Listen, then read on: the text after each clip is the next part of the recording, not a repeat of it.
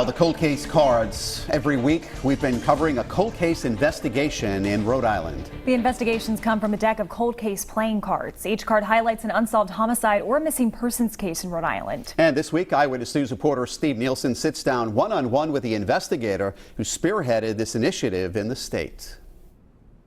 Pawtucket detective Sue Cormier first started tackling cold cases in 2013. Last year, her department started a dedicated cold case unit. They worked with detectives in departments across the state, and December unveiled the deck of cards. Since then, they've received many tips. Here's my exclusive interview with Detective Sue Cormier.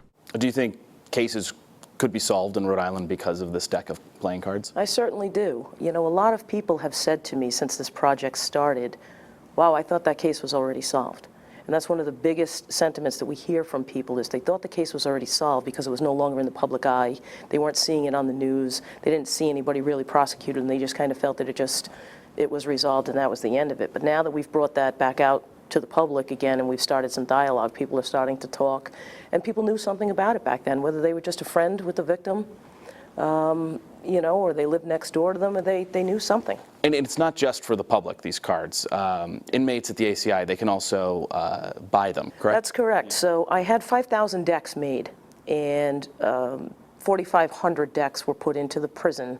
They were bought by the company that supplies the commissary, so the inmates have the ability to go on the kiosk and purchase items, and one of those items is the cold case playing cards. And why is it important for inmates to have access to these cards?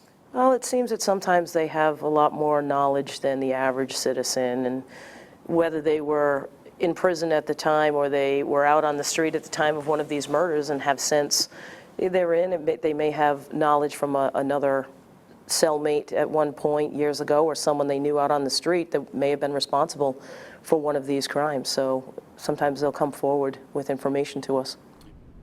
On our website, WPRI.com, we've posted every cold case we've covered so far in this series. Each case has family and friends that are still searching for justice. If you have any information that can help, call 1-877-RI-SOLVE. I'm Steve Nielsen, Eyewitness News.